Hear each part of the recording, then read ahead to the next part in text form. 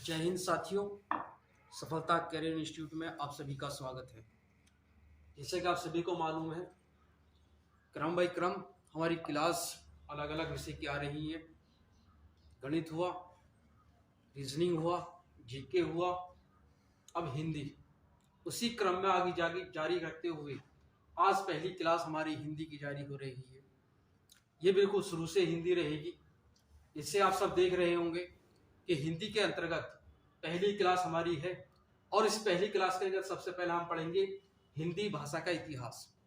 हिंदी भाषा का इतिहास किताबों के अंतर्गत अगर आप देखोगे तो बहुत कम मिलेगा आप लोगों को, लेकिन आज आप लोगों को जो पढ़ाया जा रहा है इसी क्रम में हमारे अंतर्गत क्लास और भी रहेंगी इसकी।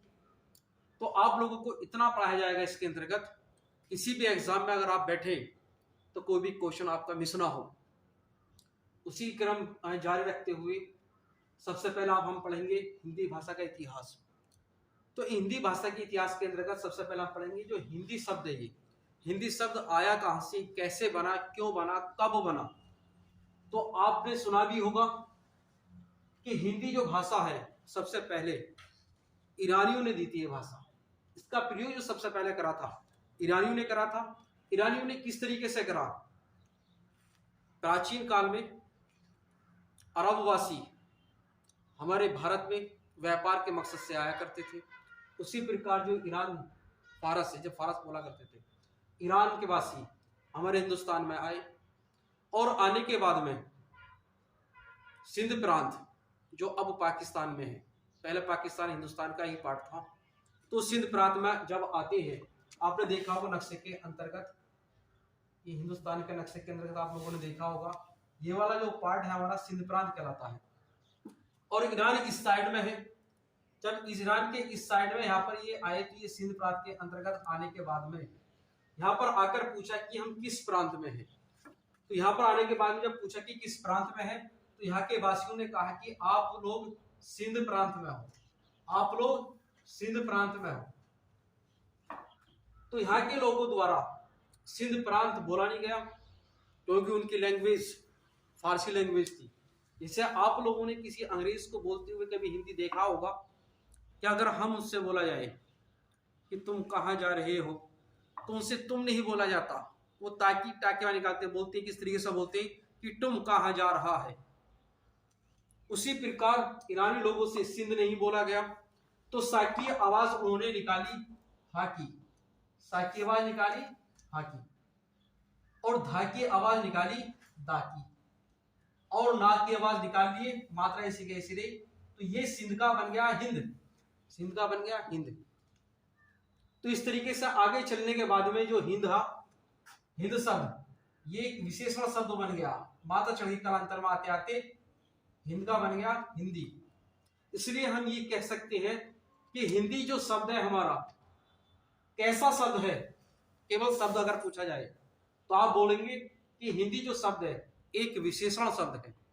उसी प्रकार अगर मैं ये कहूं आपसे कि हिंदी शब्द किस भाषा का शब्द है, तो आप बताएंगे कि किस भाषा का शब्द है। एक फारसी भाषा का शब्द है, फारसी भाषा का शब्द है, फारसी भाषा का शब्द है, फारसी भाषा का शब्द है। इंपोर्टेंट है जी, पेपर में आया हुआ भी है कि किस भाषा का शब्द है। तो हिंदी शब्द फारसी भाषा का शब्द है। क्यों है फारसी भाषा का शब्द? क्योंकि सबसे पहले ईरानियों ने इस शब्द का प्रयोग किया था, और इस शब्द को अगर हम कहें तो किस भाषा का शब्द हुआ? ये फारसी भाषा का शब्द हुआ। क्यों? क्योंकि ईरानियों की जो भाषा थी वो फारसी भाषा थी। आगे चलकर ये शब्द एक विशेषण शब्द बन गया। अगर हम बात करें कालांतर में धीरे धीरे चलते हुए ये हिंदी एक भाषा बन गई, और भाषा बनने के बाद अगर आपसे कहें कि हिंदी भाषा कैसी भाषा है, तो आप क्या कहेंगे? कैसी भाषा है? तो ये बनेगा हमारे पास में एक वियोगात्मक भाषा है। कैसी भाषा हुई? एक वियोगात्मक भाषा हुई। वियोगात्मक का मतलब होता है कि ये भाषा नवीन भाषा कहलाती है, और नवीन भाषा का मतलब ये होता है कि जो जोड़कर बनाई जाती है। हमारे पास में दो प्रकार की भाषा होती है, एक वियोगात्मक भाषा होती है, एक संयोगात्मक भाषा होती है। आगे चलकर हम पढ़ेंगे कि वियोगात्मक क्या होता है और संयोगात्मक क्या होता है। आगे चलने से पहले सबसे पहले आप ये देखिए कि हिंदी भाषा का प्रयोग सबसे पहले किसने किया था और किस रूप में किया था। तो हम देखेंगे यहाँ पर कि हिंदी भाषा का मानक रूप, या यूं कहें हम कि मानक रूप, हिंदी भाषा का जो प्रयोग करा गया मानक रूप में, तो किसने किया था? अमीर खुसरो ने करा था। किस रूप में करा था? खड़ी बोली में किया था। तो खड़ी बोली में, तो हम ये कहेंगे कि हिंदी का जो मानक रूप कहलाता है खड़ी बोली कहलाता है। मानक रूप का मतलब ये होता है कि हिंदी को जिस रूप में हमने अपनाया, जिस रूप में हम अपनी किताबें लिखते हैं, जिस रूप में हम अपनी कहानियां लिखते हैं, आप सब ने देखा होगा जो हमारी किताब लिखी जाती है वो खड़ी भाषा के अंतर्गत ही लिखी जाती है। अगर हम बात करें कि खड़ी बोली, तो खड़ी बोली के सबसे पहले अगर जनक बोले जाए तो कौन है? अमीर खुसरो होगी। अमीर खुसरो ने खड़ी बोली में हिंदी का प्रयोग किया, लेकिन इस बीच इनकी मृत्यु होने के बाद हिंदी का प्रयोग बंद हो गया। केवल ब्रज भाषा में आपने देखा होगा कि हमारे पास में दो तरह की रचनाएं हुआ करती थी। एक तो हमारे पास में गद्य और एक पद। गद्य का मतलब कहानी टाइप में, और पद की अगर बात करें काव्य के रूप में, इस तरीके से कविता होती है। तो कविता रूप का चलन आ गया था। तो इस चलन को खत्म करते हुए 19वीं सदी में एक व्यक्ति का जन्म हुआ और वे व्यक्ति थे भारतेंदु हरिश्चंद्र। तो भारतेंदु हरिश्चंद्र ने इस हिंदी का प्रयोग खड़ी बोली में करा। यूं कहेंगे खड़ी बोली का अगर कहें हम कि खड़ी बोली के आधुनिक खड़ी बोली के जनक कौन है, इसने हिंदी का प्रयोग कर कर हिंदी को गद रूप प्रदान किया, तो इस चीज को हम बोलते हैं कि आधुनिक खड़ी बोली के जनक भारतेंदु हरिश्चंद्र हुए। प्राचीन काल में अमीर खुसरो हुए, अब प्रेजेंट में कौन है आधुनिक के? भारतेंदु हरिश्चंद्र हुए। इसके बाद में फिर हम आगे चलते हैं। हम देखते हैं, मैंने आप लोगों को बताया कि हमारी जो भाषा होती है, भाषा दो प्रकार से होती है। एक होती है संयोगात्मक, एक होती है वियोगात्मक। संयोगात्मक क्या हुई और वियोगात्मक क्या होती है? तो सबसे पहले आप देखिएगा वियोगात्मक, कि वियोगात्मक भाषा क्या होती है। वियोगात्मक भाषा, वियोगात्मक भाषा का मतलब होता है नवीन भाषा। नवीन भाषा, नवीन भाषा का मतलब हुआ जो जोड़कर बनाई जाती है। जो भाषा जोड़कर बनाई जाती है, जोड़कर बनाई जाती है, जोड़कर बनाई जाती है, जोड़कर बनाई जाती है। किस तरीके से जोड़कर बनाई जाती है? इस आपने देखा होगा पढ़, ये हमारे एक मूल शब्द है संस्कृत का। पढ़ एक धातु हुई, मैंने आगे लगाया इसमें पढ़ प्लस ना, बन गया पढ़ना। पढ़ना। मैंने लिखा चढ़ प्लस ना, बराबर बन गया चढ़ना। ये शब्द कहलाते हैं हमारे मूल शब्द। और आगे हमने जो जोड़ा, प्रत्यय जोड़ा, जुड़ने के बाद में जो नया शब्द बना, ये शब्द बनने के बाद में हिंदी शब्द बना। इसलिए हम ये बोल सकते हैं कि हिंदी जो भाषा है हमारी, वो एक वियोगात्मक भाषा है। अब वियोगात्मक का मतलब होता है नवीन भाषा। तो नवीन भाषा के अंतर्गत कौन कौन सी भाषा होती है? जितनी भी नई भाषाएं हैं, कौन कौन सी? जैसे कि हिंदी हुई, हिंदी भाषा वियोगात्मक भाषा कहलाती है। हिंदी भाषा के बाद बंगाली, बंगाली के बाद पंजाबी, पंजाबी, मराठी, मराठी। ये सब भाषा क्या कहलाती है? नवीन भाषा कहलाती है, वियोगात्मक भाषा कहलाती है। इसके बाद में हमारे पास में आता है कि संयोगात्मक भाषा क्या होती है। संयोगात्मक भाषा, संयोगात्मक का मतलब होता है जो भाषा अपनी मूल अवस्था में होती है। संयोगात्मक भाषा वो होती है जो अपनी मूल अवस्था में होती है। संयोगात्मक भाषा, जो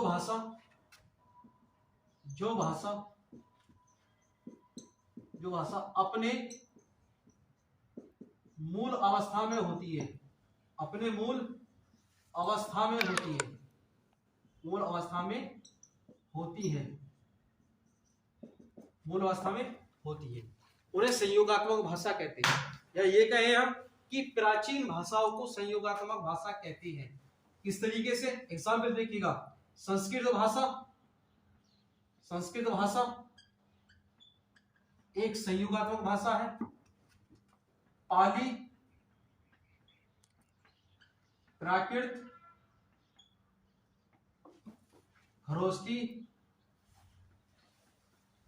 ये सब भाषा, ये जितनी भी भाषा है क्या कहलाती है? सब भाषा संयोगात्मक भाषा कहलाती है, मतलब जो अपनी मूल अवस्था में होती है। तो इस तरीके से आप लोगों को समझ में आया होगा कि संयोगात्मक क्या होता है और वियोगात्मक क्या होता है। अब इसके आगे चलिएगा, अगर आपसे ये कहा जाए कि हमारी जो हिंदी भाषा है, हिंदी भाषा को पूरे हिंदुस्तान के अंतर्गत कितने परिवारों में बांटा गया है, कितने परिवारों के अंतर्गत रखा गया है, तो इसका हम बात करें कि हमारा इतना बड़ा हिंदुस्तान है। अब तुम देखते भी होंगे कि हिंदुस्तान हमारा विविधता में एकता है, अलग अलग क्षेत्रों में अलग अलग भाषा बोली जाती है, रहन सहन पहनावा सब कुछ अलग अलग है, उसके साथ साथ भी क्या है, हमारे देश की एक यूनिटी है। इसके अंतर्गत अगर हम भाषा की, जैसा कि आप देख रहे होंगे कि हमारा पूरे हिंदुस्तान को भाषा के अकॉर्डिंग 4 भाषा परिवारों में डिवाइडेशन किया गया है। तो अब हम इसके बाद जो पढ़ेंगे भाषा परिवार पढ़ेंगे। तो भाषा परिवार को 4 भाषा परिवार में बांटा गया है, मतलब कहना क्या है कि पूरे हिंदुस्तान को 4 भागों में डिवाइडेशन किया गया है। नंबर 1 सबसे बड़ा परिवार, इसे हम बोलते हैं भारोपीय परिवार। भारोपीय परिवार सबसे बड़ा परिवार, भारोपीय परिवार। भारोपीय परिवार की अगर हम बात करें कितने परसेंट लोग बोलते हैं? 73% लोग बोलते हैं हिंदुस्तान के अंतर्गत। अब इस भारोपीय के अंतर्गत हिंदी भाषा आती है, तो हिंदी जैसी है, हिंदी हुई भाषा। हिंदी के बाद में राजस्थानी भाषा, राजस्थानी भाषा हुई। राजस्थानी के बाद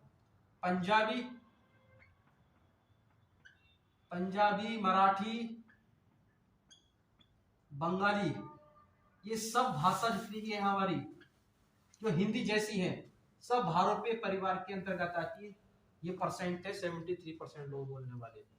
दूसरे नंबर की जो आती है, जिसे हम बोलते हैं दूसरे नंबर की, ये बनेगी हमारे पास में द्रविड़।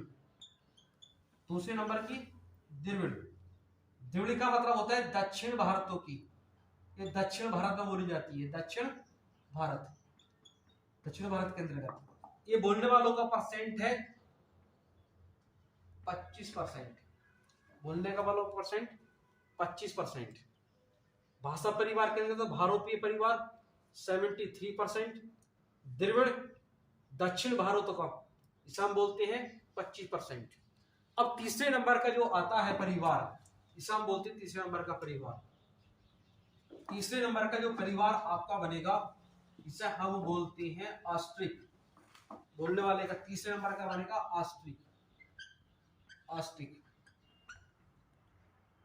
ऑस्ट्रिक परिवार। ये बोलने वालों का परसेंट है 1.3%। इसके बाद चौथे नंबर का जो बनता है हमारे पास में चीनी एवं तिब्बती। चीनी एवं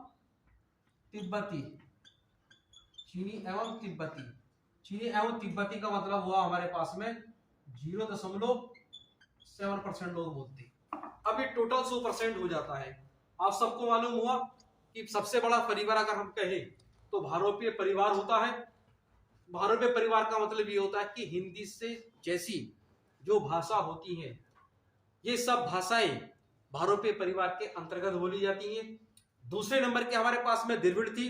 द्रविड़ का मतलब ये होता है कि दक्षिण भारत के अंदर, जैसे आपने देखो तमिलनाडु, कर्नाटका, केरल, इन सब में जो भाषा बोली जाती है, इनका जो परिवार एक पूरा, वो एक द्रविड़ परिवार के अंतर्गत आती है।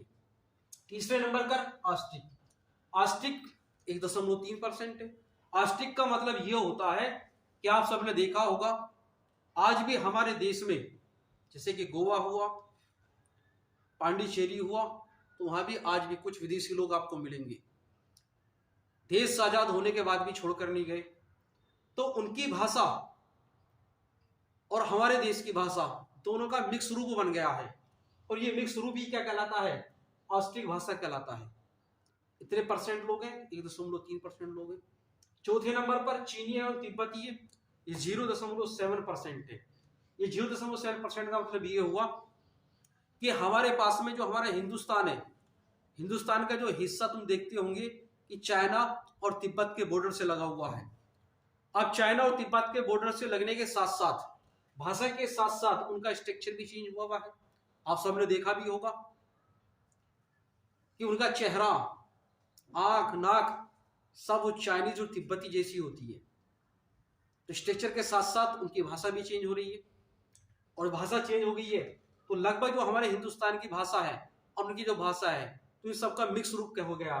तो क्या करने के बाद में क्या बन गई, वो चीनी और तिब्बती कहलाती है। तो टोटल मिलाकर 100% हो जाती है। तो इसलिए हम ये कहेंगे, अगर आपसे बस क्वेश्चन क्या बनेगा यहाँ पर कि बताइए कि सबसे बड़ा परिवार कौन सा है, तो आप बोलेंगे भारोपे परिवार है। अगर आपसे ये कहा जाए कि हिंदी भाषा किस परिवार के अंतर्गत आती है, तो आप बताएंगे कि ये परिवार जो हमारे पास में भारोपे परिवार है, हिंदी भाषा भारोपे परिवार के अंतर्गत आती है। अब इसके बाद में क्वेश्चन आता है हमारे पास में कि विश्व के अंदर जो विश्व है, पूरी दुनिया के अंतर्गत कितनी भाषा मान्यता प्राप्त है। हम लिखेंगे इसके अंतर्गत कि पूरी दुनिया के अंदर, विश्व के अंदर, कि विश्व में लगभग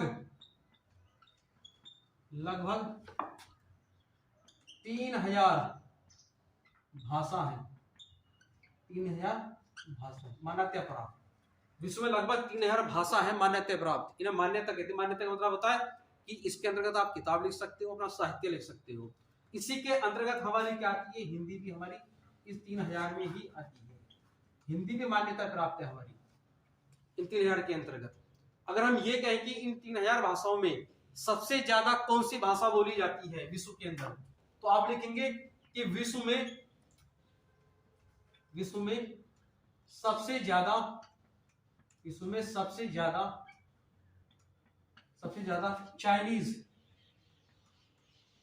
चाइनीज, जिसे हम बोलते हैं मंदारिन भाषा। तो आप ये याद कर लेंगे इसे कि विश्व में सबसे ज्यादा बोली जाने वाली भाषा कौन सी, सबसे ज्यादा कौन सी बोली बोलते हैं हम, सबसे ज्यादा बोली जाने वाली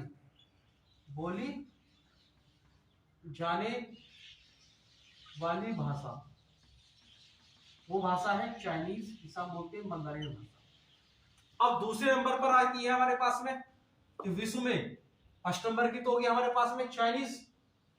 दूसरे नंबर की जो भाषा बोली जाती है वो बोली जाती है अंग्रेजी भाषा, अंग्रेजी। और तीसरे नंबर पर जो आती है वो आती है हिंदी। लेकिन धीरे धीरे दूसरे पे भी पहुंच जाएगी, तीसरे पे भी पहुंचेगी। अभी तो तीसरे नंबर पर है। तो आप लोगों से केवल इतना क्वेश्चन पूछेगा कि विश्व में सबसे ज्यादा कौन सी भाषा बोली जाती है, तो आप बोलेंगे चाइनीज या मंदारिन बोली जाती है। दूसरे नंबर पर अंग्रेजी और तीसरे नंबर पर हिंदी बोली जाती है।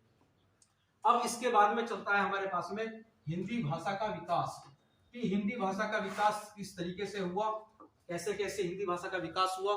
तो हिंदी भाषा के अंतर्गत हम विकास पढ़ेंगे कि हिंदी भाषा का विकास, हिंदी भाषा का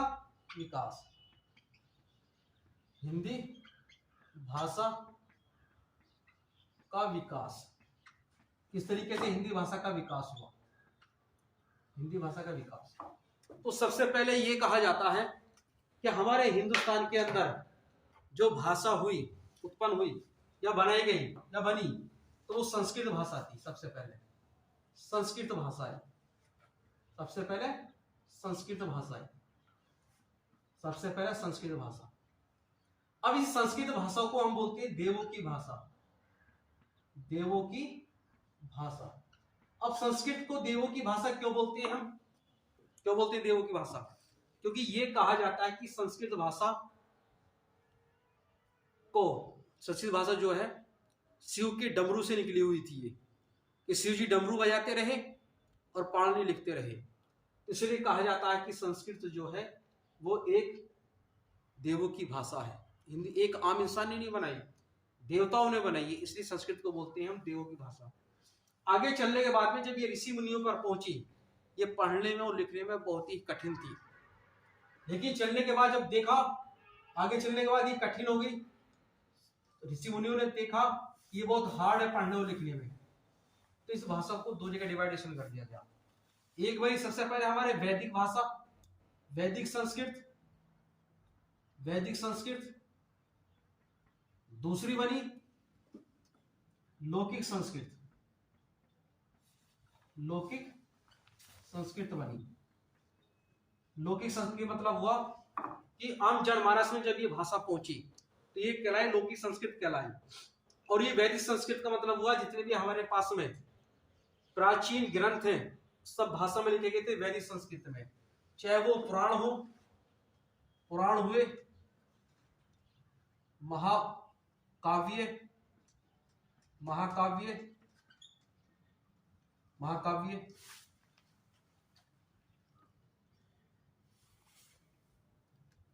महाकाव्य हुए, महा के साथ में हमारे साथ में जितने भी अरण्य हुए,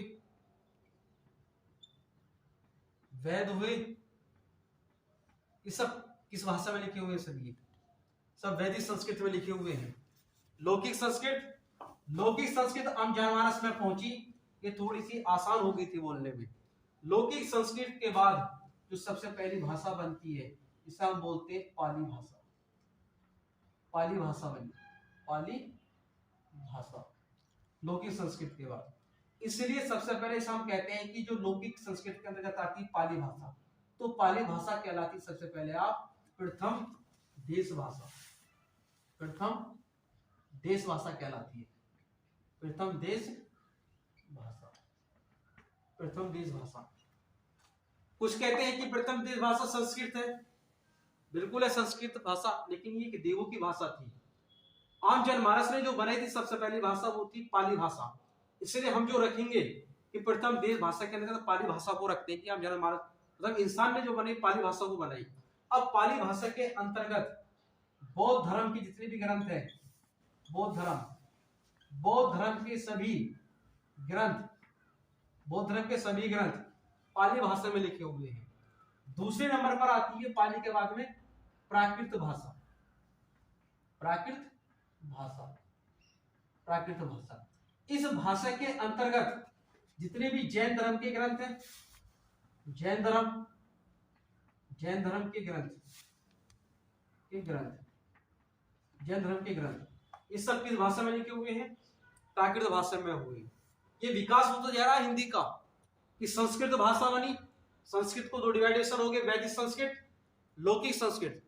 लौकिक संस्कृत का डिवाइडेशन हुआ, आसान करते जा रहे थोड़ा थोड़ा हम। पाली भाषा बनी और पाली भाषा को और आसान किया तो प्राकृत भाषा बनी, और प्राकृत भाषा के बाद में बनती है हमारे पास में अपभ्रंश।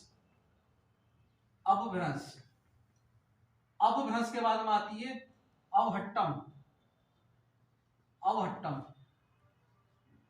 अवहट्टम। और अवहट्टम के जज्बात तब बनती है हमारी हिंदी। ये हिंदी बनती है आधुनिक अगर हिंदी, ये बन गया हिंदी। ठीक है जी। इसलिए हम कह सकते हैं इसके अंतर्गत आपके दो प्रकार के क्वेश्चन बनते हैं।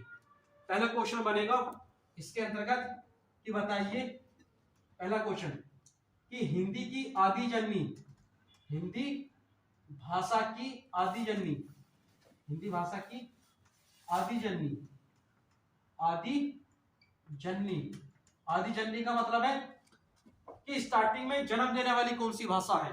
तो हम कहेंगे कि हिंदी भाषा की आदि जननी संस्कृत भाषा है, संस्कृत भाषा है। दूसरा क्वेश्चन यहां से बनता है कि हिंदी भाषा का विकास, हिंदी भाषा का विकास, हिंदी भाषा का विकास। तो हिंदी भाषा का विकास अवहट्टम से माना जाता है, अवहट्टम से। अगर ऑप्शन में अवहट्टम नहीं है तो अपभ्रंश होगा। तो इसलिए दो प्रकार के आपके क्वेश्चन बनते हैं विकास में से, हिंदी भाषा के विकास से। आपसे पहला पूछा जाएगा कि हिंदी भाषा का जो आदि जननी है कौन सी भाषा हुई? संस्कृत भाषा हुई। अगर आपसे यह कहा जाए कि हिंदी भाषा का विकास किस भाषा से हुआ तो आप बोलेंगे अवहट्टम से हुआ। अगर ऑप्शन में अवहट्टम नहीं होगा तो अपभ्रंश होगा। तो आई होप आप लोगों को सबके समझ में आ गया होगा कि किस तरीके से ये सिस्टम है हमारा, किस तरीके से इसका विकास हुआ, किस तरीके से भाषा बनी। आगे चलने के बाद में अब हम पढ़ेंगे इसके अंतर्गत अपभ्रंश। तो अपभ्रंश का मतलब होता है कि बिगड़ा हुआ रूप। हमारे भारत के अंदर का बिगड़े रूप है 5-6 प्रकार है इसके। तो कल हम इसके बारे में पढ़ेंगे अपभ्रंश होते क्या है। किस तरीके से अलग अलग बोलियों में इसका प्रयोग हुआ है, कैसे कैसे हुआ है, हिंदी आपने कैसे अपनाई, ये सब इसके बारे में हम कल पढ़ेंगे। उम्मीद है आप लोगों को सबके समझ में आया होगा। समझ में आया तो तब भी कमेंट करें, नहीं आया तब भी कमेंट करें। धन्यवाद।